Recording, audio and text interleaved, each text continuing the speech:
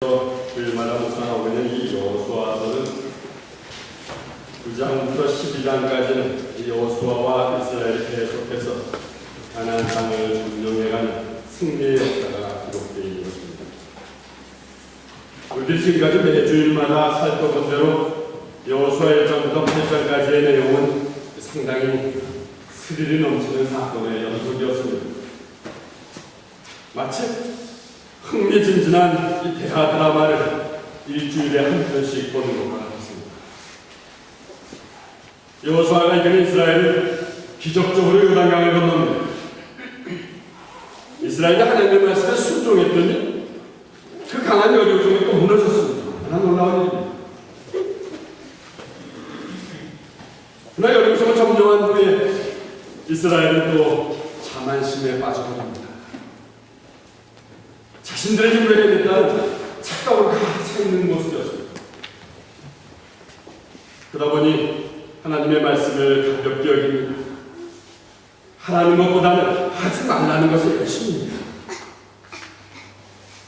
이런 상태에서 이스라엘은 또 아이성 전투에서 참패를 당합니다.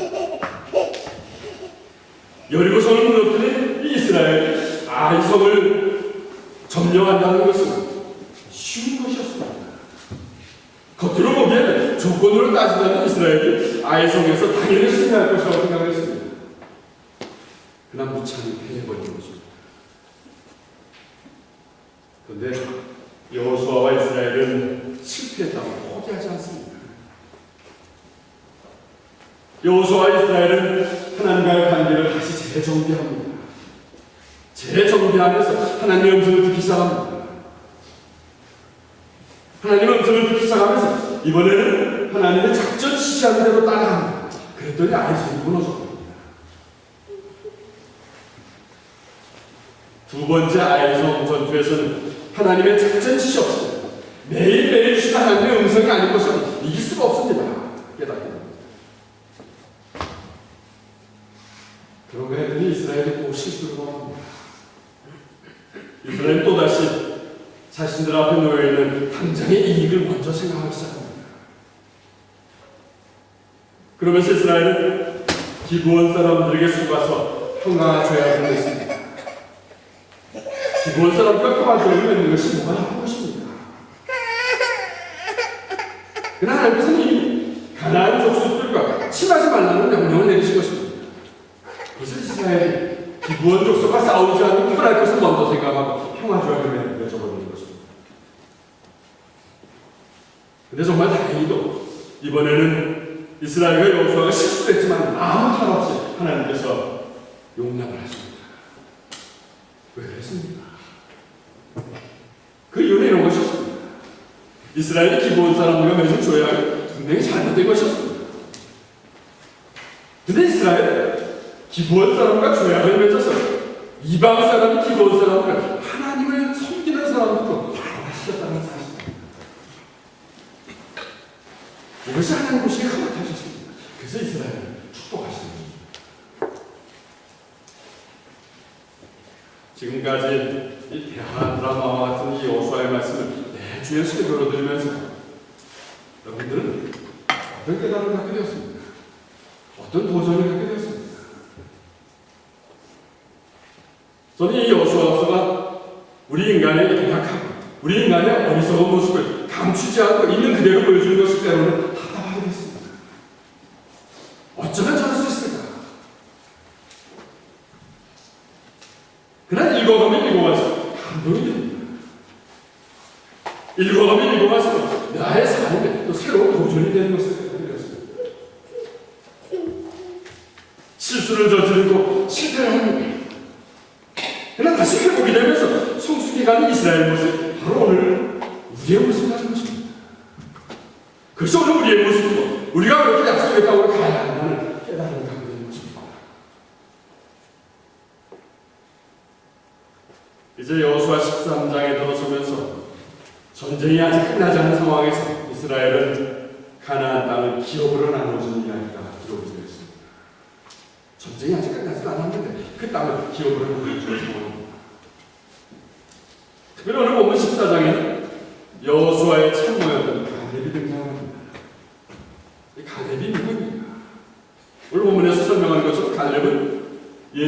모세가 여리고성 정탐꾼에서 정탐꾼을 파견했을 때 여호수아와 함께 12명의 정탐꾼으로 뽑힌 사람이었습니다. 이 12명의 정탐꾼들이 여리고성을 돌아보고 와서 모세에게 보고를 합니다. 보고할 때에 10명은 아주 부정적인 보고를 합니다. 여리고 사람들이 얼마나 힘센 사람인지 모릅니다. 그들의 키는 엄청나게 큽니다. 그들이 치고 간 포도송이는 하나의 사람 머리만 합니다. 사실 포도송이 하나리 머리만큼 큰 것이 어디 있겠습니까? 당시에는 유전자 농사법이 발달하는 데가 아니었는데 그런 것이 어디 있었겠습니까? 근데 이들이 겁을 먹고 있었던 것입니다. 겁을 먹고 부정적으로 바라보니까 포도송이 하나리 머리만큼 크게 보였던 것입니다. 그런데 갈렙과 여호수아는 반대로 아주 긍정적이었습니다. 아닙니다. 해볼 만합니다. 그들은 우리가 받습니다. 그 후에 갈렙은 여호수아를 앞장 세우고 자신은 뒤에서 참모로 섬깁니다. 그러면서 여리고성을 한 발씩 눈에 동참하는 것입니다. 계속해서 갈렙은 이스라엘에 대단히 중요한 일이 있을 때마다 늘 여호수아와 이스라엘에 동참하겠습니다. 그래서 사실은 그동안 여호수아 13장까지 해서 한 번쯤은 이 갈렙의 이름이 등장할 만한다 한데 우리는 13장까지 갈렙의 이름을 전혀 발견하지 못했습니다. 갈렙은 한 번도 등장하지 않고 있습니다. 그래서 저는 이런 상황을 생각합니다. 만약에 갈렙이 앞장서려고 했다면 여호수아보다 앞장서려고 했고 여호수아보다 좋은 생각을 주장을 했다면 아마도 여호수아가 충돌을 했을 것입니다. 여호수아와 충돌을 해서 갈등이 있었을 것입니다. 그래서 갈등이 있었던 사건이 한 번쯤은 기록이 되었을 것입니다. 그런데 13장까지 그런 기록이 전혀 없다는 것을 이 갈렙이 겸손하게 잘 섬겼다는 것을 의미하는 것입니다. 갈렙이 하나님을 섬기고 여호수아를 섬기는 역할에 충실했다는 것입니다. 그런 갈렙이 오늘은 14장에서 그동안의 침묵을 깨고 등장을 합니다. 갈렙은 처음 등장하면서 오늘 본문 8절에서 여호수아에게 이렇게 고백합니다. 나는 나의 하나님 여호와를 온전히 믿었습니다. 갈렙은 이미 당시의 나이가 85세였습니다. 85세면은 인생의 산전수전을 다 겪은 나이였습니다. 하나님을 쫓아간다고 하지만 산전수전을 겪으면서 이리저리 흔들만 하는 그런 나이기도 합니다. 그런데 고백합니다. 나는 나의 하나님 여호와를 온전히 믿고 쫓았습니다. 어떻게 이런 고백이 가능했습니까? 어떻게 갈렙은 85세의 나이에 이런 고백을 하고 있을까요?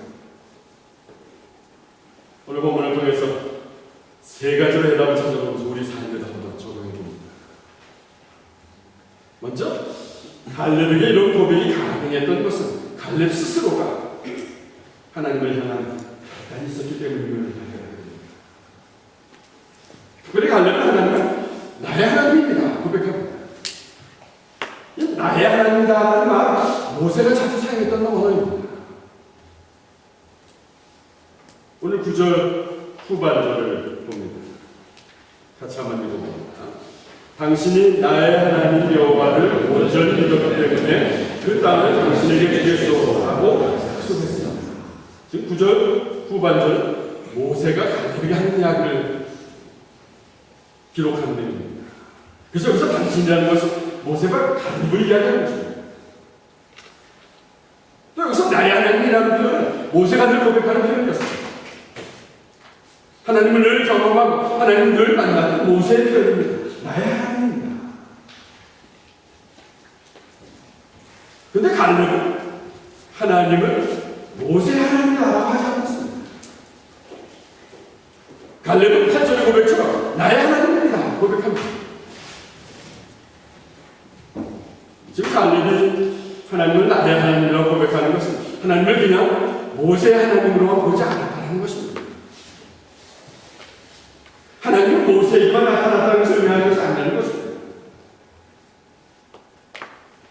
하나님을 자신의 하나님 모시려는 결단이 가능하게 돼 있었다는 사실입니다.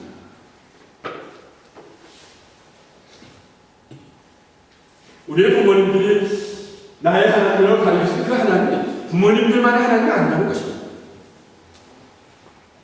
내 남편만의 하나님이 아닌 것입니다. 내 아내만의 하나님이 아닌 것입니다. 나의 하나님입니다. 아브라함의 하나님, 이삭의 하나님, 야곱의 하나님은 나의 하나님이십니다. 우주 만물을 지으시고 그 만물을 섬기게 하신 하나님은 나의 하나님이십니다. 나의 하나님, 나의 아버지라는 것입니다. 미국의 조지 스위팅이라는 목사님이 이런 말을 했습니다. 하나님께는 자녀가 있을 뿐이지 손자와 손녀는 없다. 무슨 말입니까? 하나님과 나와의 직접적인 관계를 강조하는 것입니다. 부모님이 예수를 믿었다고 해서 내가 자동적으로 그리스도인이 되는 것은 아니라는 것입니다. 친구 따라 교회에 왔다고 내가 자동적으로 그리스도인이 되는 것은 아니라는 것입니다. 어른들처럼 나도, 친구들처럼 나도 나의 하나님으로 부르는 결단이 있어야 하는 것입니다.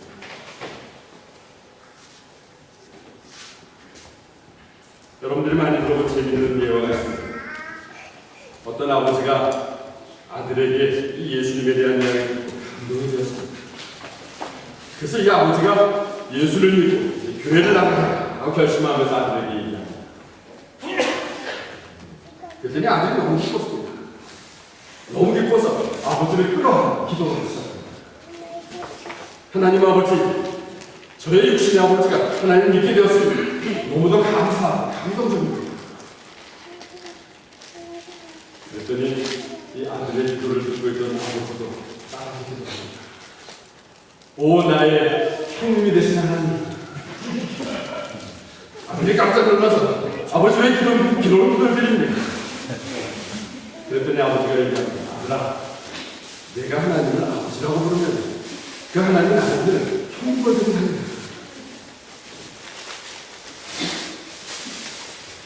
그러나 우리는 하나님 앞에서 개인적인 결단을 해야 합니다.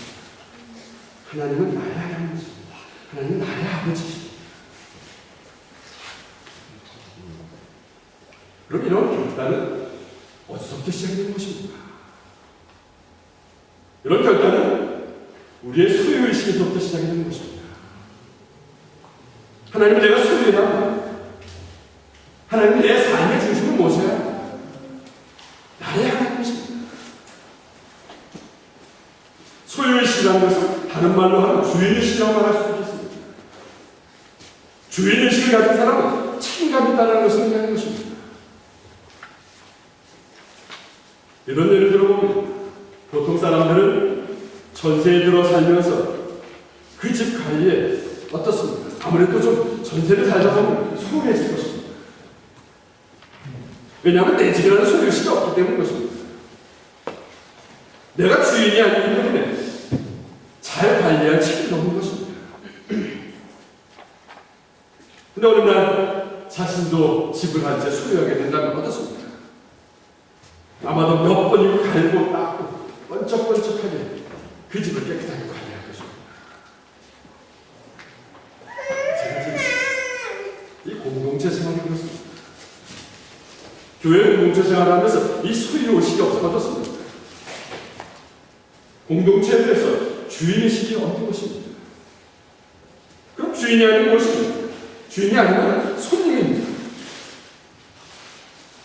주인의식이 없는 사람들은 늘 손님 역할을 하는 것입니다. 공동체 여러 가지 행사에 진지하게 참여하지 않습니다. 공동체 여러 가지 일에 대해서 책임지지 않으려고 합니다. 내가 맡은 것을 어떻게 해야 할지에 대해서 진지하지 않습니다. 손님으로 왔다, 손님으로 그냥 합니다.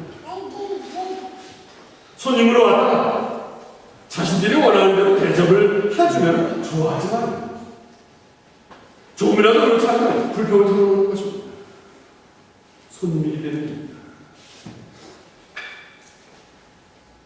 그러나 나의 하나님, 나의 공동체라고 결단한 사람은 다릅니다. 이들은 주의의식을 가지고 있습니다. 책임의식을 가지고 있습니다. 교회당 바닥에 휴지가 떨어져 있거나 의자에 지저분한 것이 있으면 그냥 모르는 척 지나가지 못합니다. 꼭 처리해야 합니다. 교회 행사가 있으면 그것이 나에게 관심이 있는 것이든지 관심 맡겨서 별로 좋아하지 않는 행사이든지 상관이 없습니다. 주의의식을 가지고 책임있게 참여합니다. 참여하면서 다른 사람들을 격려합니다. 더구나 참여하는 그 자체만으로도 하나님의 이름이 나타나면서 최선을 다하는 것입니다. 오늘 본문의 등장은 갈렙을 했습니다. 갈렙은 분명히 하나님을 수행한 사람이었습니다. 하나님을 수행한 사람은 주의의식과 책임의식이 있었습니다.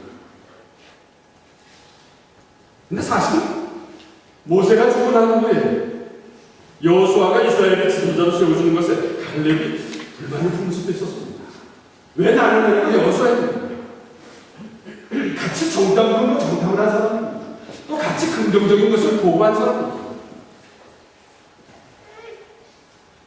그렇게 불만을 할 수도 있었지만 갈렙은 불평하지 않았습니다. 훌륭한 참모로서 지금까지 여호수아를 잘 섬긴 것입니다. 이름도 없이 빛도 없이 묵묵히 여호수아를 섬긴 것입니다. 손님이 아니었습니다. 주인이었습니다. 책임감을 가지고 있었던 것입니다. 어떻게 이런 일이 가능하였습니까? 어떻게 자기 욕심 없이 섬길 수 있었습니까? 나는 나의 하나님 여호와를 온전히 믿었습니다. 갈렙에게 이런 결단이 있었기에 가능한 것입니다. 그렇습니다. 하나님은 나의 하나님이십니다. 이 공동체는 하나님과 같이 나의 공동체입니다. 주인의식과 책임의식을 가지고 섬기겠습니다. 오늘 우리 모두에게도 이런 결단이 있어야 하는 것입니다. 또 두 번째로 갈렙이 나는 나의 하나님 여호와를 온전히 믿었습니다. 고백할 수 있었던 것은 하나님의 약속의 말씀을 붙잡고 살았기 때문임을 깨닫게 됩니다. 하나님의 약속의 말씀을 붙잡고 나의 하나님입니다. 고백할 수 있었던 것입니다. 그럼 갈렙이 붙잡은 하나님의 약속은 어떤 것이었습니까? 오늘 본문에서 보니까 갈렙은 이런 하나님의 약속을 붙잡았습니다. 갈렙이 밟았던 땅, 갈렙이 밟았던 여리고의 땅, 갈렙이 밟았던 가나안 땅, 갈렙의 땅이 될 것이다. 하나님의 약속을 말씀입니다. 그리고 그 자녀가 그 땅을 영원토록 가지게 될 것이다. 하나님의 약속의 말씀이었습니다. 갈렙은 이 약속의 말씀이 진정 하나님의 말씀이요. 그동안 얼마나 이 말씀에서 의지해 살아왔는지 우리에게 오늘 본문에서 보여줍니다. 10절 전반절의 말씀입니다. 같이 읽어봅니다. 주께서 약속해 주셨던 것과 같이 여호와께서는 이 말씀을 모세에게 하신 것부터 지금까지 나를 45년 동안을 살게 해주셨습니다. 얼마나 대단한지 하나님께서 이 말씀을 모세에게 하실 때부터 45년을 갈렙은 이 말씀을 듣고 나갔습니다. 10절 전반절을 말씀 가만히 봅니다. 45년 동안을 더 살게 해주셨습니다. 저는 이 말씀을 이렇게 해석을 합니다. 하나님께서 45년을 더 살게 해주신 이유는 하나님의 약속의 말씀을 붙들고 나갈 때 그 약속의 말씀이 이루어질 때까지 살 수 있게 하신 하나님의 은혜입니다. 45년을 더 살게 해주셨다는 고백입니다. 하나님이 그 약속을 지키시려고 45년 동안 살게 하신 하나님이십니다. 라는 고백입니다. 그렇습니다. 하나님의 말씀을 신뢰하면서 하는 신앙인의 모습이라는 것입니다.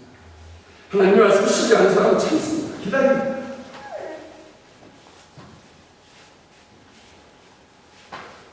근데 오늘 우리들은 어떻습니까?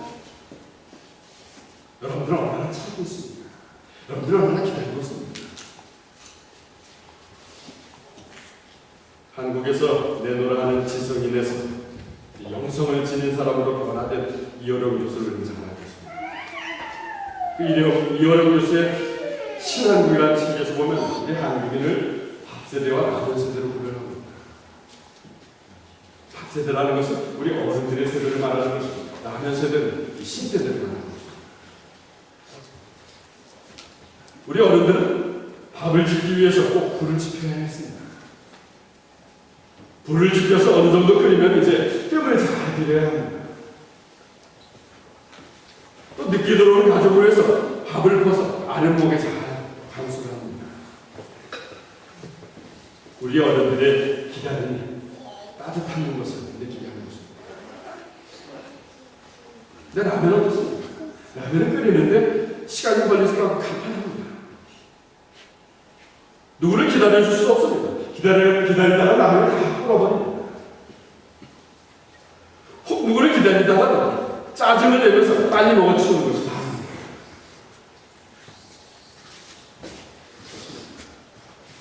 우리 신세대들은 잘 참지를 못하는 것입니다. 기다리지 못합니다. 빨리빨리 내 손에 잡아야 합니다. 뭔가 빨리빨리 진행이 되어야 합니다. 빠른 결과가 있어야 합니다.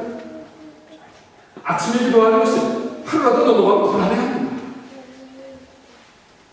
1년, 2년 안에 내 인생의 모든 것이 완성되어야 한다는 것입니다. 그래서 이리 흔들리고 저리 흔들리고 있는 모양입니다.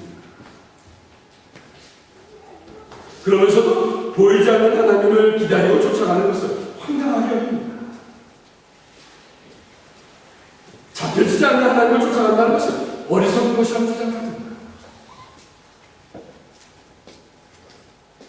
근데 가만히 생각해 봅니다. 우리들이 하나님을 붙들고 살아갑니다. 무엇을 의미하는 것입니까? 어떤 것입니까? 우리들이 하나님을 부른다는 것은 하나님의 말씀을 매일매일 묵상하는 것입니다. 하나님의 말씀은 우리 마음에 드는 것입니다. 그리고 하나님의 말씀을 신뢰하는 것입니다. 신뢰하면 아는 것입니다.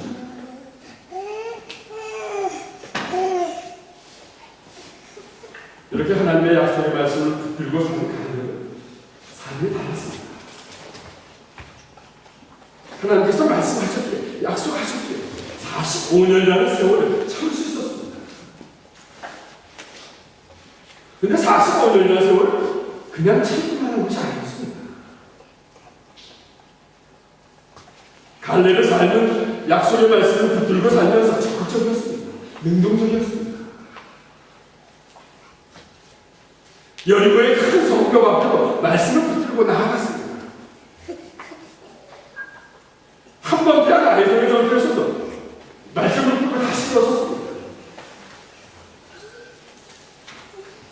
갈렙이 하나님의 약속의 말씀을 붙들고 나아갈 때 하나님께서 기회를 주셨습니다. 그리고 열매를 주시고 결과를 주시면서 지금까지 온 것입니다. 그렇습니다. 여러분들이 약속의 말씀을 붙들고 인내하면서 나아갈 때 하나님께서는 기회를 주신 것입니다. 그리고 그 기회를 통해서 여러분들에게 결과를 주는 것을 하게 되는 것입니다. 또 오늘 세 번째로 갈렙이 나의 하나님 여호와를 온전히 믿었습니다. 자신 있게 고백할 수 있었던 근거는 이런 것이었습니다. 갈렙이 하나님의 능력을 온전히 신뢰했기 때문입니다. 갈렙은 하나님의 능력을 신뢰하면서 나의 하나님 여호와를 온전히 믿습니다. 고백한 것입니다. 먼저 11절에서 갈렙을 이렇게 주장합니다. 오늘 보면 11절입니다. 같이 읽어봅니다. 나는 모세가 나를 보낸 그때처럼 튼튼합니다. 나는 지금도 얼마든지 그때처럼 싸울 수 있습니다.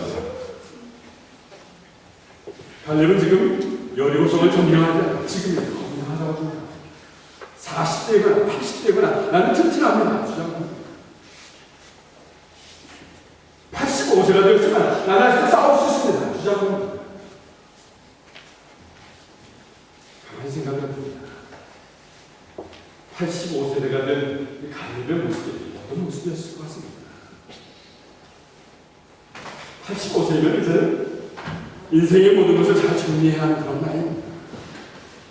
교회의 직분도 70세가 되고 75세가 되고 다 내려놓는 그런 나이입니다. 근데 갈렙을 주장하면 건강합니다. 젊을 때처럼 싸울 수 있습니다.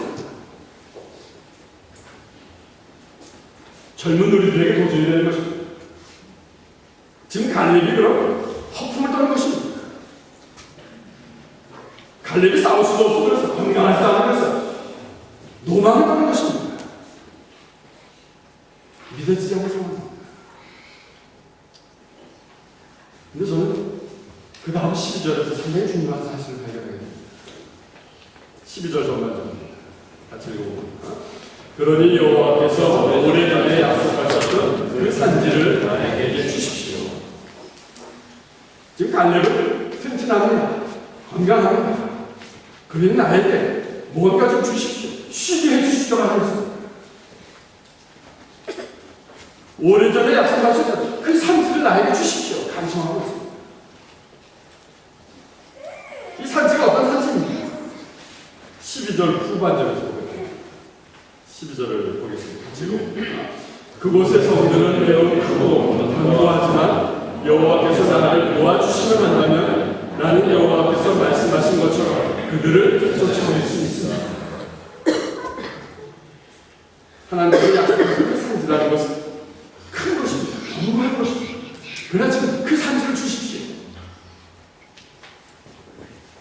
우리들이 보통 찬양할 때 그 산지를 내게 주십시오라고 할 때 그 산지라는 것은 대단한 것을 의미합니다.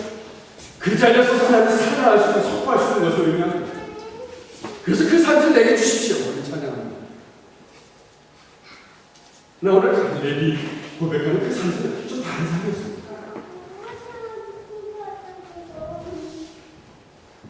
그 성들은 매우 크고 견고하지만 내게 주십시오. 이 12절 후반절 속에는 11절에서 갈렙이 허풍을 떠는 것 같이 느껴졌던 이 주장이 무엇을 근거한 것인가? 갈렙이 자신에게 주장했던 것은 바로 이런 것이었습니다. 여호와께서 나를 도와주시면 한다면 이라는 조건적인 것이었습니다.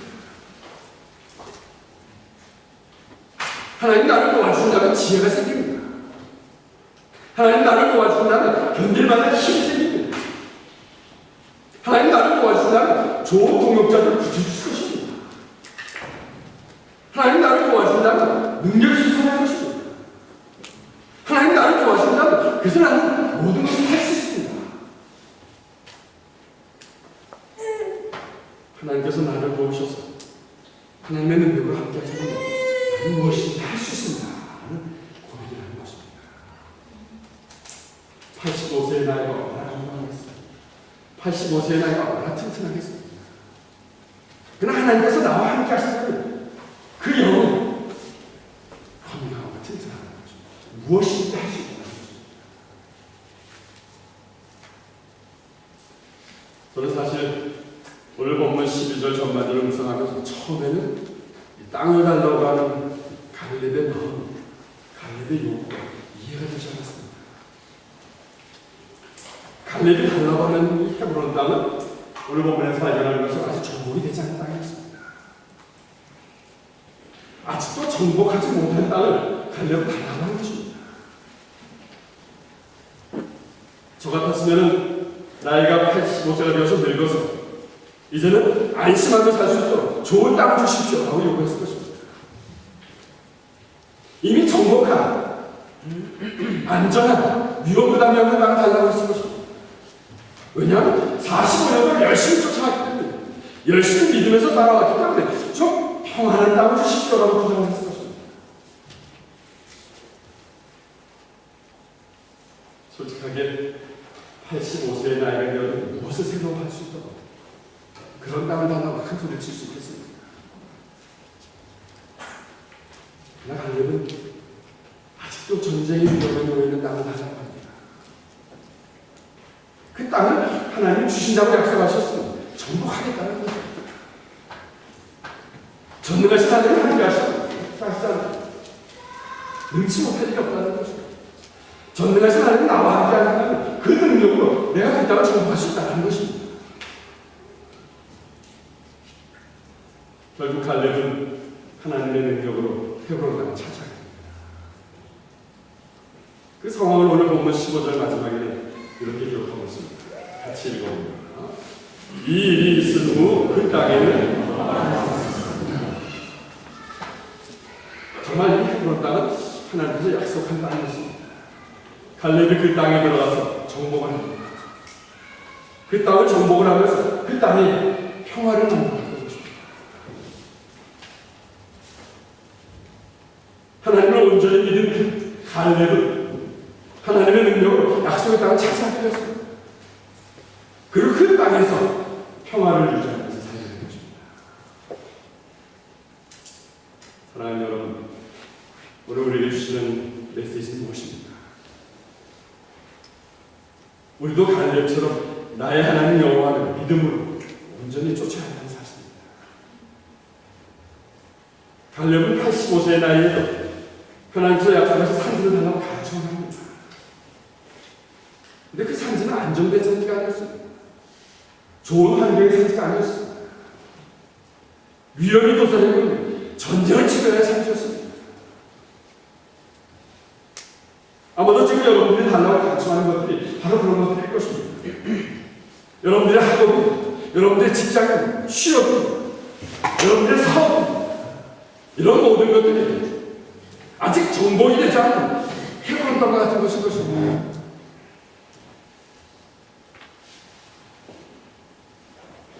그것이 아무리 크고, 그것이 아무리 높아도, 그것이 넘어가기가 쉽지 않은 것입니다. 하나님께서 약속하신 땅이기에 차지할 수 있는 것입니다.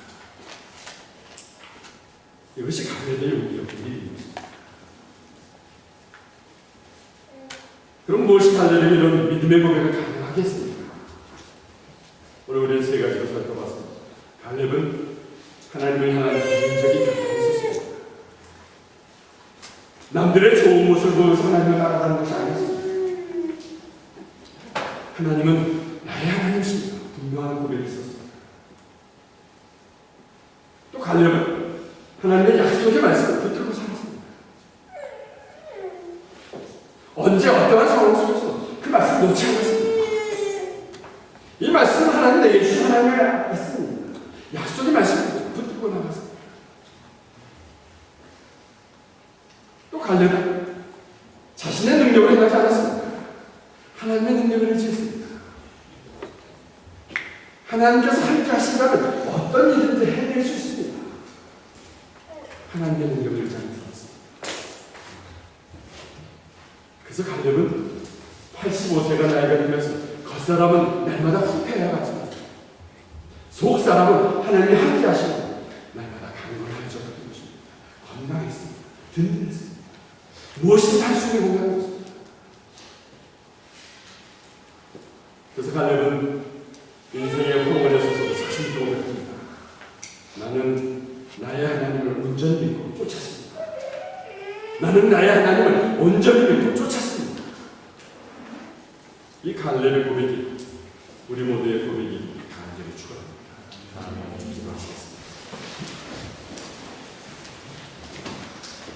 사랑의 아버지 하나님, 오늘 갈렙의 삶의 모습을 통해서 우리에게 도전을 주신 감사를 드립니다. 우리 모두가 다 의심하고 불안해하고 초조해하는 일들 속에서도 갈렙은 45년 동안 하나님의 약속의 말씀을 붙들고 나아갔습니다. 그러면서 고백합니다. 나의 하나님 여호와를 온전히 믿습니다. 그런 갈렙의 삶에 하나님은 능력을 공유하셨습니다. 그래서 기회를 주시고, 그래서 열매를 주셨습니다. 결과를 주셨습니다. 주님, 오늘 우리들의 삶이 하나님의 약속의 말씀을 붙들고 의심 없이 믿음으로 살아가기 소망합니다. 그래서 우리들에게도 아직 정복되지 않은 헤브론 땅과 같은 곳을 향해서 나아가기를 소망합니다. 주님, 우리와 동행하시고 정복하게 하시고 그곳에서 평화를 만들어가는 하나님의 사람들 성령으로 보내게 주시옵소서. 예수님의 이름으로 기도드렸습니다. 아멘.